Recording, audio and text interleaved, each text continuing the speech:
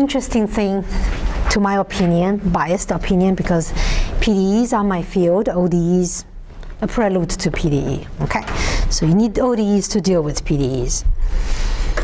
Okay, so with that all set, we are all happy and we'll learn. All right, so last time, before the exam, we talked about Taylor series method.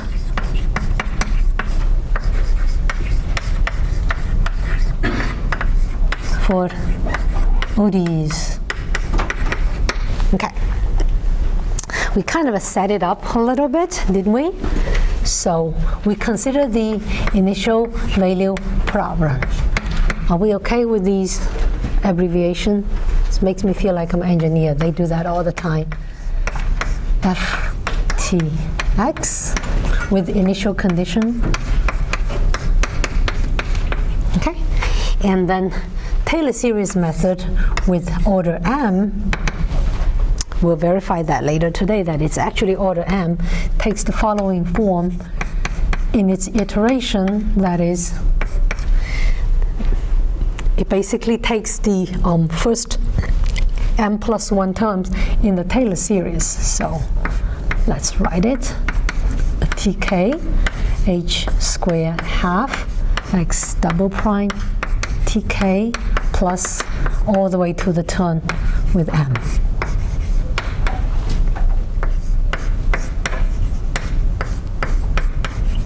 Okay, and then you stop and you throw away the rest in the Taylor series. Okay, so that's what we had last time. And we went through M equals to 1, M equals to 2, and we realized that this one is just F, and this one is this F differentiated in T one more time, right? By doing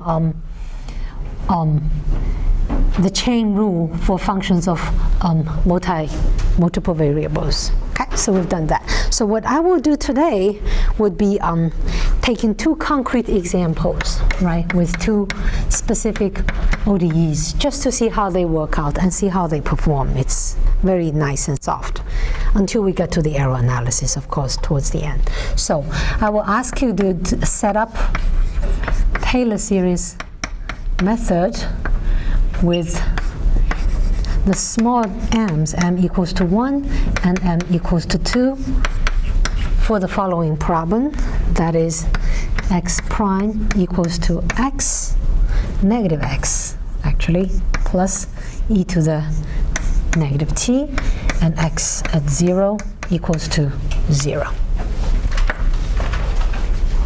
Okay, so we actually have never mentioned this, but let me just say, this is a first order equation because it's first derivative and it's linear. So if you have taken 250 or 251 like math, you can solve it. There is a formula that you can write out the solution. Okay, these are the simple cases. Okay, but if you don't know, it's okay. So let me give you the exact solution.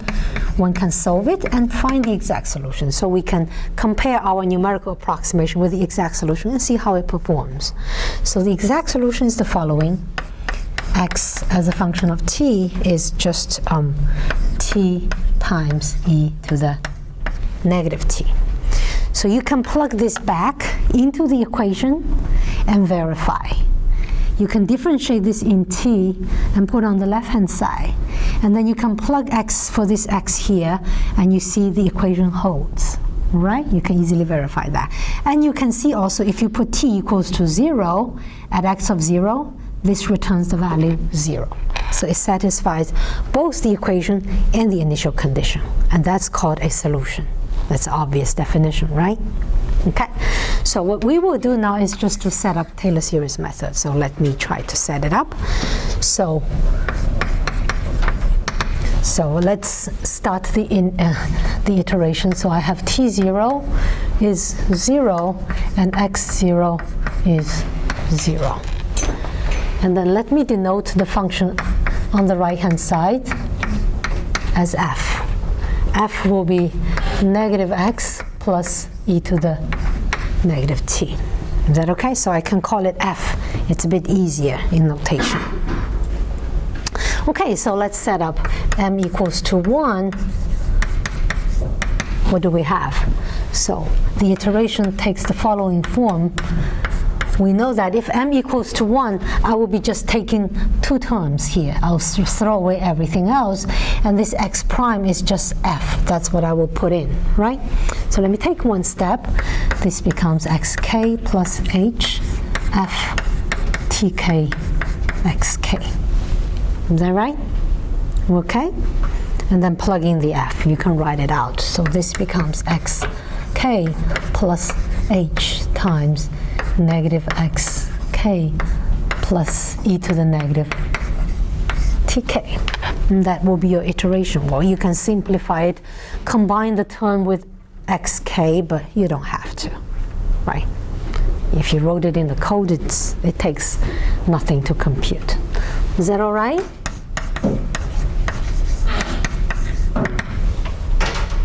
Can you visualize writing a MATLAB code for this problem? If in the exam I ask you to construct a code, Taylor series method for this problem with m equals to 1, you see all you need to write to keep it very, very simple. You can code this in and then embed it in a for loop, set t0 x0, and that's it. Never get fancy, okay? In the exam, be very clean. What is asked to do, just do that. You don't have to do anything beyond, right? Okay, so m equals to 2. So you know from the previous discussion, you know, finding a expression for x double prime involves a little bit work. So let's prepare ourselves. So x double prime, let's prepare and get that. What will that be? Well, that is the derivative of f t x. Think x is a function of t, and differentiate it one more time. Is that right? But I have a specific f here, which I'll just plug in. So negative x, think it's a function of t, plus e to the negative t, and differentiate. I don't have to do the general expression, which is so abstract. I just want it for my problem. Okay. So which means you would differentiate the first term, which gives you negative x prime, and then differentiate the second term, which is exponential function. You can differentiate. Okay? So what is x prime? Well, x prime is just f, isn't it? X prime, my equation says x prime exactly equal to that. So let's plug that in. That will be negative x minus of it, so it's positive x minus e to the negative t. That's the first term, minus e to the negative t. So if you're compulsive cleanups, you want to clean it up, it's okay. You combine those two terms. Is that okay? Okay, so you can do the iteration x k plus 1 equals 2. So the first two terms will be the same as the first order, as m equals to 1, and you know you just need to add one more term which takes this form. Okay, so let's copy the first part, is xk plus h negative xk plus e to the negative tk plus, and then you have one more term which is h squared over 2 times the second derivative of x evaluated at tk. Is that right? At tk xk. So you will put this expression in here, but evaluate it at k. So xk minus 2e negative tk. Just leave it there. It's correct, right? You don't have to do anything more. Is that okay?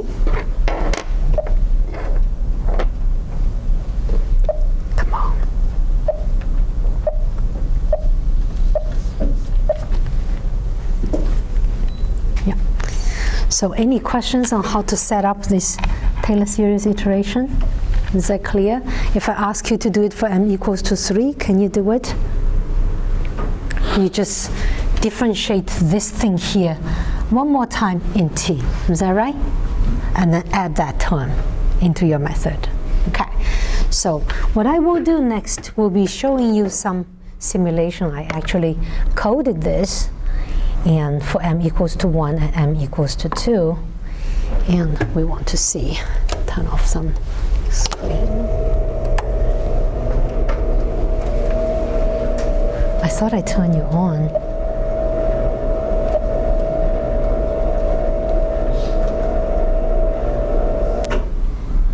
What are you doing now?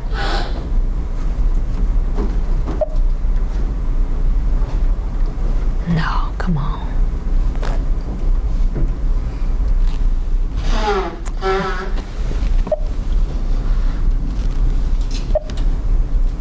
Oh.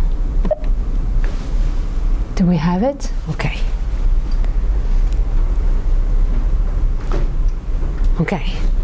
Okay, so just to show you some plots. So the exact solution is the blue curve, okay? And I did this simulation by choosing h equals to 0.1, right? So you see every 0.1, I get a point, I plotted there, and I computed on the time interval t from 0 to 3. So I did 30 steps, right? And then I plotted the method with m equals to 1 as red circles, okay? And when m equals to 2, the solution is plotted by this green cross. Can we see the green cross? So which one do you think is better, is closer to the exact solution? Still. The green one, it's almost on it, and you can't really see the difference. Oh, okay, it's very small difference, right? So you should probably plot the graph of the arrow to see exactly how far away it is, maybe 10 to the negative something, all right? So by increasing the order by 1, you actually, I'll leave the screen there. You actually improve the approximation by a lot. Okay, higher order methods are much more powerful. Okay, any questions on this example? Is it okay? Okay, so I'll give you another example where we'll take higher order, m equals to a bigger number, but with a simpler expression. My iPad. Okay, so the second example, let's try.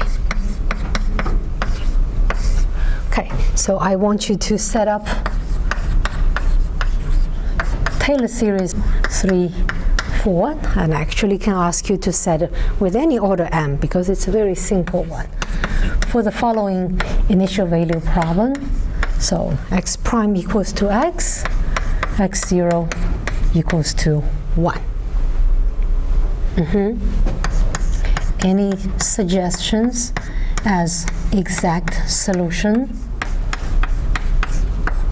What do you think is the exact solution without ever taking 250, 251, but only heard of the joke that I told you?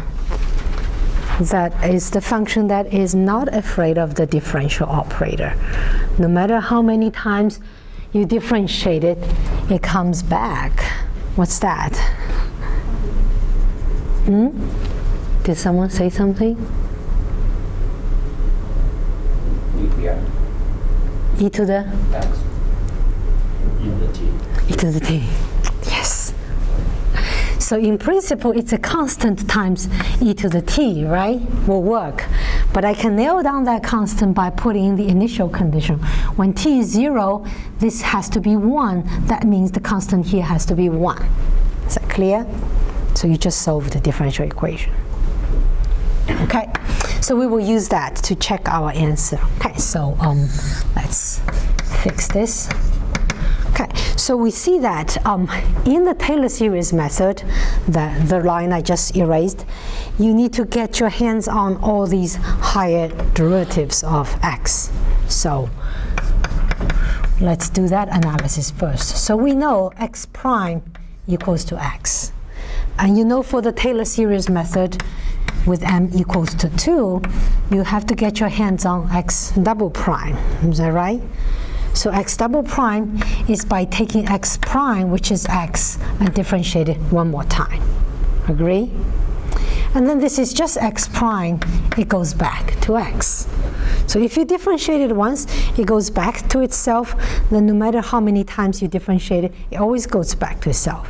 Agree? So are we convinced that x to the any order derivative will go back to x?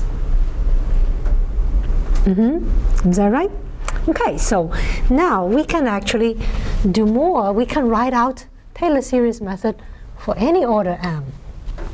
Let's do that. So for any m, I can write out the iteration. So xk plus 1, let me repeat this form.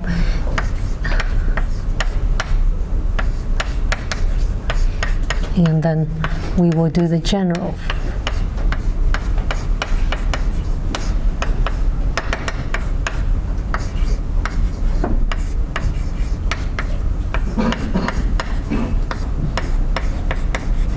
So that's the general Taylor series method of order m term. And then for this specific problem, we realize all these derivatives just goes back to x. So this would be just xk, and this derivative will be just xk, and so will that derivative. Is that right? Because of this special problem. So you can probably take out this xk and lump all the coefficients that has something to do with h. Can we? So all you have now is 1 plus h squared over 2 plus all the way to h to the power m factorial. Okay, so let's write the special cases. M equals to 1. What will I have? Well, let's do this. K plus 1 equals to xk 1 plus h. Is that right? I just stop there. And then m equals to 2 is xk plus 1, xk 1 plus h, but then I add one more term, h squared over 2. Is that right? And then the last, let's do one more. Xk plus 1, m equals to 3, so I copy what I already have and I add one more term. 3 factorial is 6. So can you write out for m equals to 4? I'm not going to write it. You just add one more term, h to the 4th over 24, right? And that's all. Is that okay? So let's take a look at how it performs. I coded it. In my code, all I have is a for loop, and then each for loop has 3 of these, and I store them in 3 different axes, and I plot them all together. It's a very simple code, 4 lines, and that's all. Right? So let me dim the light. Okay, so the red curve is the exact solution. That's an exponential function growing, and I computed from 0 to 1 with the time step 0.1. Okay, and the blue circles are the forward Euler method, m equals to 1, and then all the others, the star, the plus, and the cross are m equals to 2, 3, and 4. And in this plot, you see the arrow, one step is smaller, and then the arrow gets bigger, bigger, and bigger, and bigger. But then even though it gets bigger, with the higher order method, they are still very, very close to the exact solution. When we'll really have to plot the arrow on its own to see the difference between them. Is that okay? Just some simple simulation, because it's nice to see how it works, isn't it? Okay, that's all. So I can blank it. Yeah. Right. So, any questions on these 2 examples? I keep putting my chalk away and can't find it.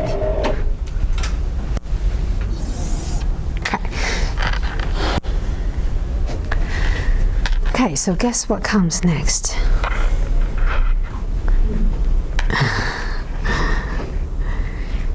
Usually, we give the method, and we give some examples and see how it works, and then comes the annoying part of some analysis, right? Are we ready?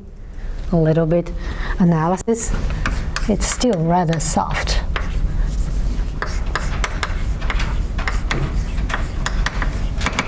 Okay. Okay, so let me set up the setting again. So I have an initial value problem, which is given. So x prime equals to f of tx, and x at t0 equals to x0. So let me call this star. So I'll go back and refer to it as problem star. Okay. So here there are two types of arrows, and they are connected and they are different. One is called the local arrow, and it's also a truncation arrow because it's basically Taylor series and you truncate after certain terms. Okay, so this is the arrow that is generated at each iteration. So in each iteration, you take one step forward in time and you take that in an approximate direction, and you don't follow the exact solution path. Okay, so that's arrow in each iteration. Okay, so, and you know that because you just did a Taylor series method and you basically approximated the solution by m plus 1 times, and you throw away the rest. Okay, so let's denote this arrow with index k. Is that okay? So at step k is this arrow. So what is this arrow? This will be the arrow, your approximate value xk plus 1 minus the value of solving the exact equation using the value at tk as the initial value and take a tiny time step, solve it in time with step h. And these two becomes different because that's the exact solution and this is the approximate solution. So that's the arrow at every iteration. Okay, and then they accumulate, right? Because to solve from 0 to 1, for example, you have to take many steps, and every step you make a mistake, and they have to accumulate in a way. Okay, so we can throw in the Taylor theorem for that because you just throw away many, many times. So this Taylor theorem says it's just hm plus 1 m plus 1 factorial times the x to the m plus 1 derivative evaluated at some psi. Is that right? That's the Taylor theorem by truncating. Okay, and then we can use the ODE. The derivative here can be written in terms of the function f, which is given. So this becomes m plus 1 factorial in absolute value of f. Now let me write it into this form, not partial, so d differentiating f m times, I keep writing partial, d tm, and thinking f is a function of t and xt. Is that right? Because one derivative is already being used by the fact that x prime equals to f. So this becomes to the power differentiate m times, one less. Okay. So you see that the quantity here, depending only on f, is considered like the data, the problem. If your problem is nice, that is, if this f, that derivative is bounded, and then that would give me a nice arrow bound on the local arrow. Is that right? So we'll assume that. Okay, so we assume the following. Assume this guy is bounded. Okay, so let's say there is a number. Okay, let me just write dmf dtm. Assume this is bounded. Okay, and then I can define a constant m to be the maximum of this can be. So let's take the m plus 1 with me as well, because it's just a number. M plus 1 factorial, the maximum of this guy on d m f d t m, which is a bounded quantity. Okay, so then I have the arrow, the local arrow bound, that is E k is bounded by m times h to the m plus 1. Okay, so to those sensitive, order sensitive people, you're thinking, it's m, the order is m plus 1. Yes, but that's for the local arrow. Okay, the order of the method will be the order of the total error, which we'll talk about now. So what is the total error?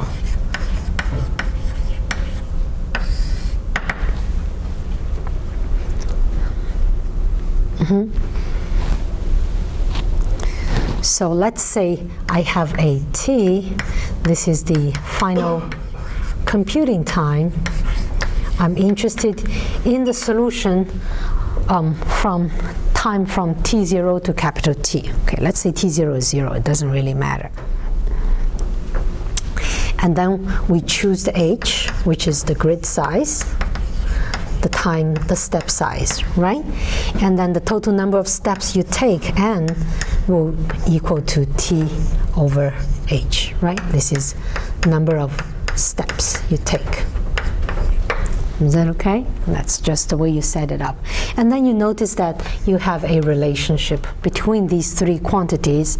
That is, if I do n times h, I get capital T. So if you take smaller step size, you end up taking more steps to reach the same time. But the product of them remains constant. Is that okay? Okay, so that's kind of important.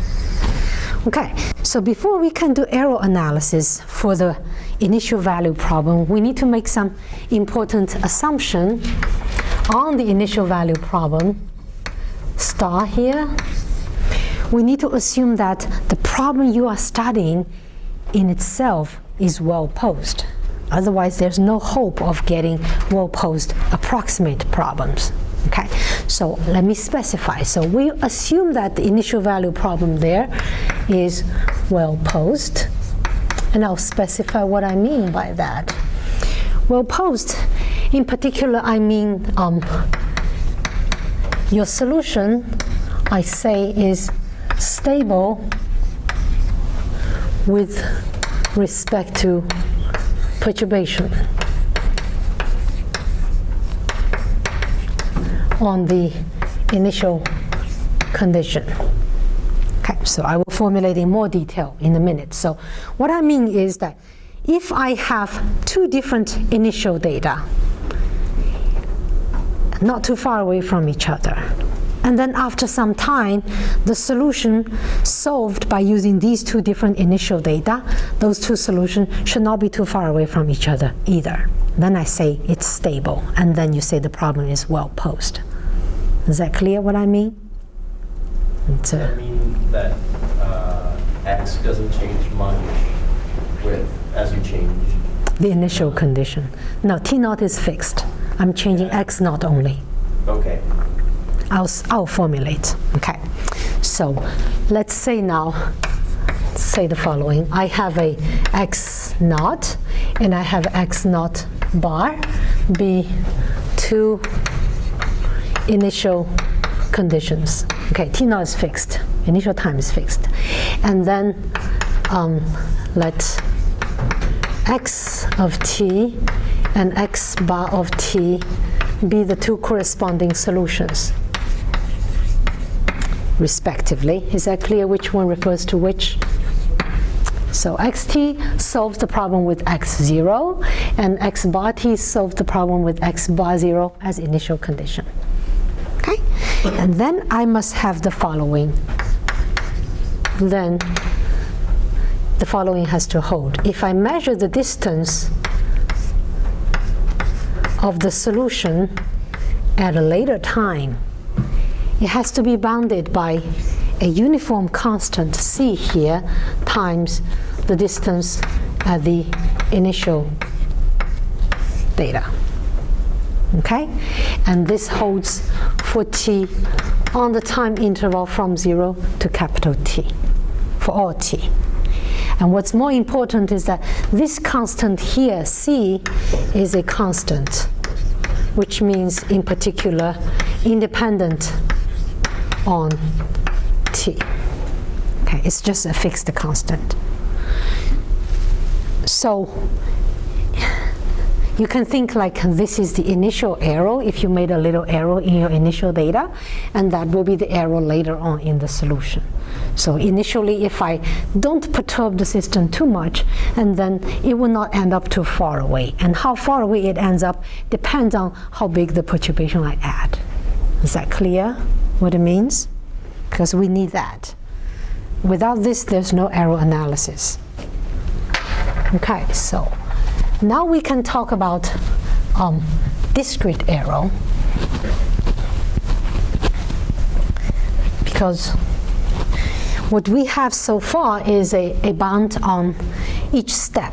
And then, you know, if you make arrow at every step, you took one step, you made some arrow, and you took another step, you make new arrow, but the arrow you made previously, you carry it with you, and it accumulates, right? So how do you do an analysis like that? We have to figure out a way of finding how to accumulate the discrete arrow. So, accumulate, did I spell this right? I don't know how to write accumulate. You can find so far. ULAT. Depends on what I'm going to put off. Double M? No, just you. Accumulate. Latte, that's good. No, latte was 2 T. Oh, yeah, you're right. I know Italian very well. I am Italian. Don't look like one, but I am. So you did not secretly check me out before you come to this class? Nobody knows that I'm actually Italian? That explains the French thing. Oh no, French is something for fun. Italian is serious. Before I became, now I'm US citizen. Before that I was Italian citizen. And before that I was Chinese citizen. And half Norwegian, okay, but it's okay. All right, so what was I doing? I want to accumulate discrete arrow, and I need to also control it, right? I need to have a bound on the discrete arrow. So I'm going to illustrate the basic idea with a graph. Okay, so this probably is the most mental thing of today's lecture, to understand what I mean when in this graph. So we want to see how the arrow is being accumulated. So let's say this is my time interval, time axis, and this is my x. X is a function of t. Let's say this is t0. Okay, can we just say t0 is 0? It doesn't really matter. It's easier. Okay, and this is the final computing time, t. Okay, and then you have an initial data. This is x0. Let me draw a vertical line at time t. So let's say you solve the initial value problem with this. Let's say theoretically you get this solution. So this is x as a function of t, solving the exact initial value problem. Okay, so the flow goes like that. And then let's take a couple of steps. 1, 2, 3, just to illustrate. It has to be big, otherwise you can't see what I'm drawing. So this is T0, and this is T1, and T2, and let's say T3. Is that okay? So your initial data is here, and then you use your numerical approximation, and you take one time step. So at T1, you find some solution here, x1. Is that right? That is an approximation. It does not land here, which is where the exact solution has to be, but it has some error because you approximated. You chopped off the Taylor series. You throw away so many times. And this arrow here at that step now is the local arrow. That's the iteration arrow. Using our notation, this is nothing but E1. Is that right? We call this EK at step K. Okay? Or maybe it's E0. Well, maybe it's E0. No, let's write it E1. Let's follow where you are.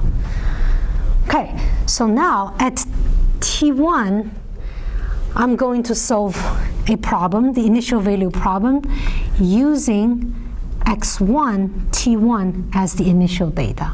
And then I solve it exact. Okay?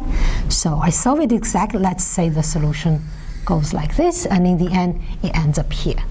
Because you started with two different initial data, of course, you will end generically in two different places. So what is the distance between these two solutions at time capital T? Or can we bound it? This is the stability condition that we assume there. We assume the initial value problem is well posed. That is, the arrow here can be magnified from this arrow, but maximally by a factor of constant c. Do we see that? So this part here, I know I can bound it. It's c times E1. Agree? This is the most mental part of the whole today's lecture. Everything else is nothing. All right, now I'll repeat the process. So from T1, I take one more iteration.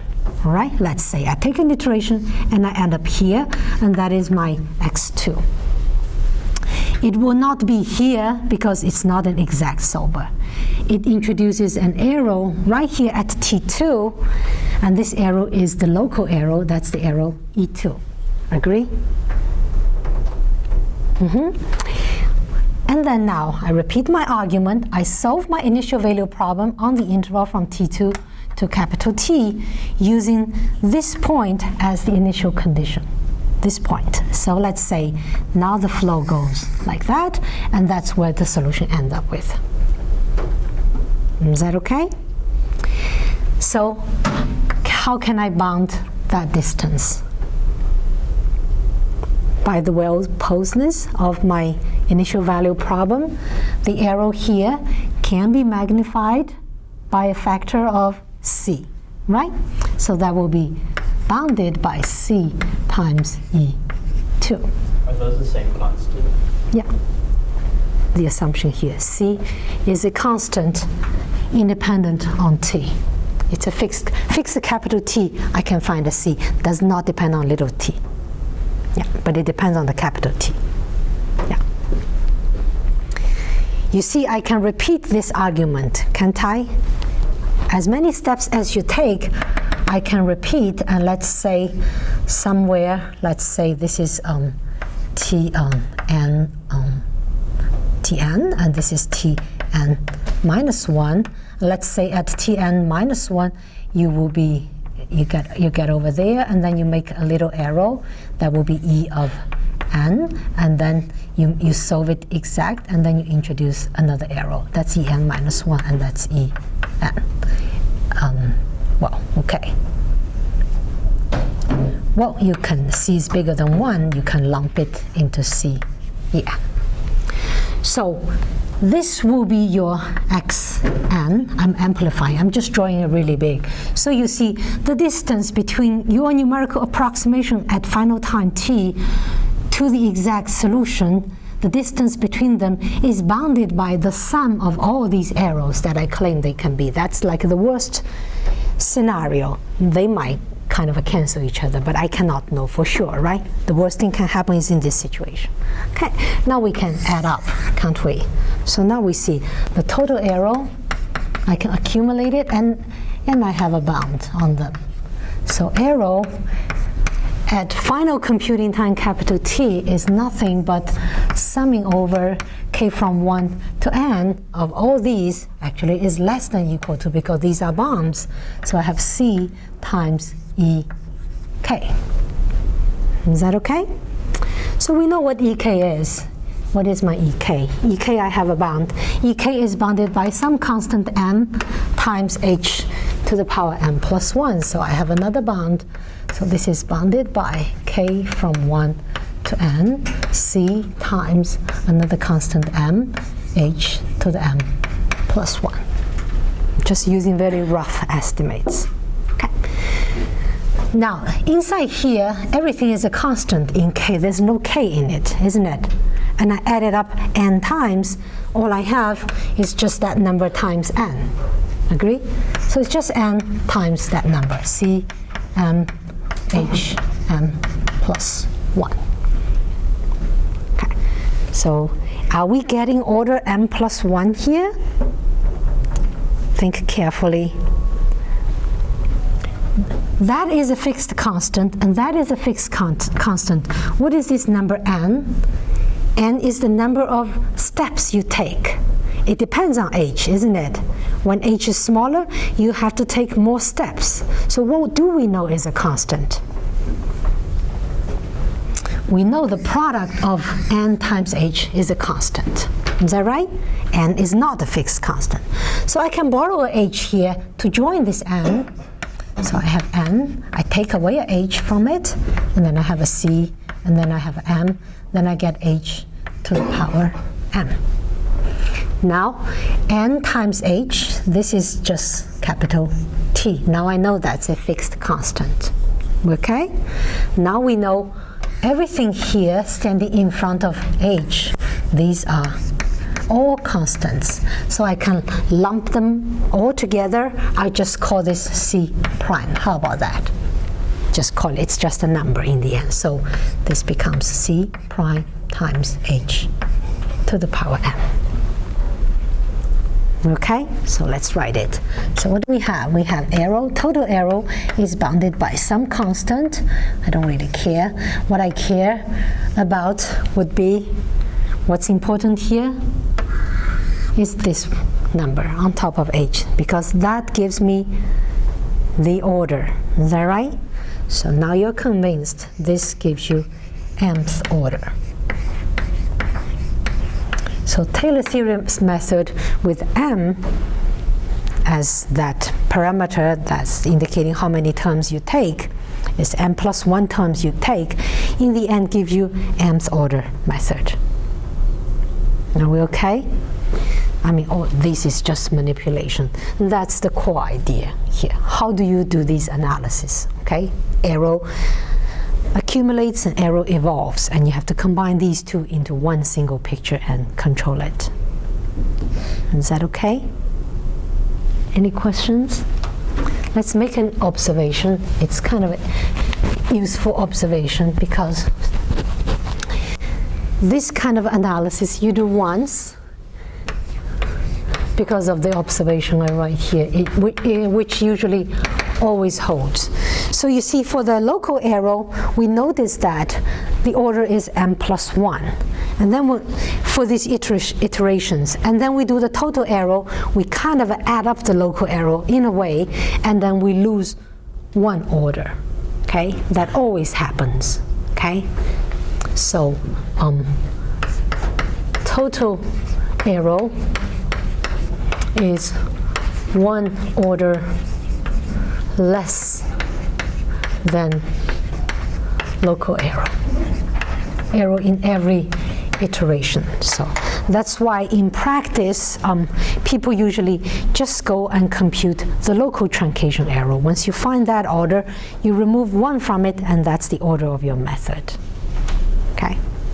It's because of the argument we just had here. But keep in your mind clear, the original initial value problem has to be well posed. Otherwise, there's no such analysis. It doesn't hold. All right. Any questions, comments? Are we okay? Now, Taylor series methods are not commonly used. I will tell you. From next class, we'll go into something else. What do you find it annoying? You have to take the derivative. Yes. What if f is a nasty thing? Or maybe there's some complicated algorithm in your physical model that can give you this f. It's a nightmare to differentiate it. It's not practical because of that. So next time we'll look at method that completely uses only f and never uses its derivative. Okay, and those are the ones that's being used in practice. Okay.